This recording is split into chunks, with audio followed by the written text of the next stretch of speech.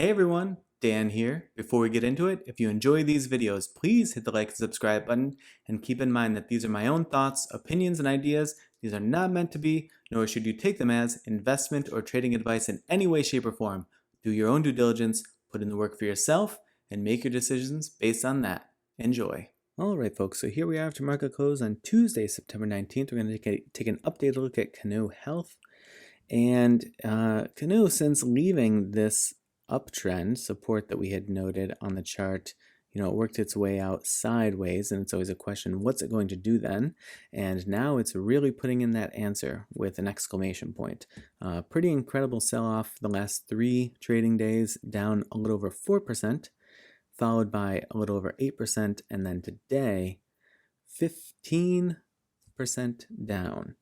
So really pulling back strong and hard, and working through these levels that we had put in. So people sometimes wonder, why do you put in so many levels on the daily? This is why. Because on these more volatile stocks, especially these stocks that are relatively low cost, they can move really quickly in both directions, and they will just blow through a bunch of your price points if you don't have quite a few measured out on the daily chart. But it's sort of irrelevant if you zoom in and you're looking at something intraday. Here we're looking at 2 trading days on a 10-minute time frame, and we have 5 levels on the chart. Like, that's not a crazy thing to be looking at, right? So that's kind of why. Now we look at yesterday, came in and very quickly boomed support right off that 30 level to the penny, or to the fraction of a penny even. It was just exact on the dot. Came up, tried to make a run at this 33 level, shrugged it off, and then sort of batted itself between this 30 and 32 level for the rest of the day. Today it couldn't hold that 32 level, so immediately just pushing off of it to the downside, couldn't catch support here at 30. Very strong confirmation of resistance here, and very quickly worked itself down to this 27 level, and then very quickly flipped that to resistance as well. So the level that we have down from that on the chart at the moment is 25. If it puts in some additional price action, I'm not going to make any big adjustments based off of just this little bit of price action. But if it makes any additional interesting price motion through this that indicates some additional levels, we can add them in between this 25 and 27 cent level. So there you have it as far as I can see it. These are the levels here. We'll flip over to the Think or Swim study here in a moment, but I'll just pause here for a moment if it's useful to kind of get a view of where we are on the chart and what levels we have plotted. Now on the Think or Swim study, this is the hour time frame, we have slipped through the lower bound of the channel. And as you may know, let me see if we have an example here. We don't have a great example. But in any case, okay, so here's one to the upside. So we see here, it pushed through pretty significantly out of the channel, almost a full candle body out of the channel. And what we look for then is for it to revert to the mid-range of the channel at some point, sooner than later.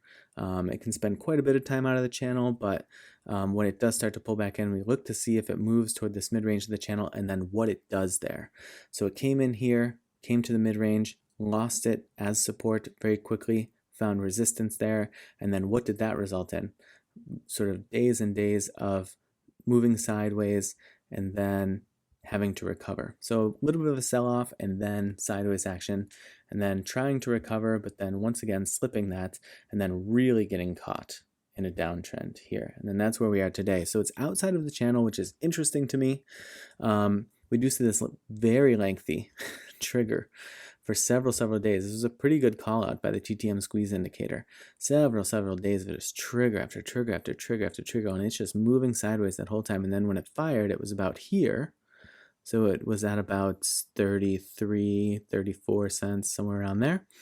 And then it's firing all the way down here to, 26-ish cents, which is a huge percentage change. So really good call out there by the TTM squeeze indicator, which, as any indicator does, it doesn't always give you a perfect signal, but good one there. So what I'm looking for at the moment, now that this is outside of the channel, Now, it can continue for a period of time out of the channel. It can also pull back and not be able to reach the mid-range of the channel. It could pull back and get caught in this red cloud and just use that red cloud as resistance. That often indicates that there's just additional bearish momentum to be worked out before it's going to be able to retrace to the mid-range of the channel.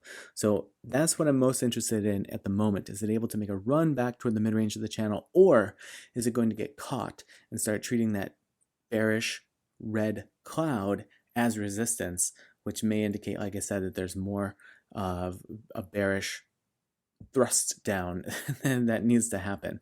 But if it does, or if and when it does make its way back to the mid-range of the channel, I'll be interested to see, does it sort of pin itself to it here?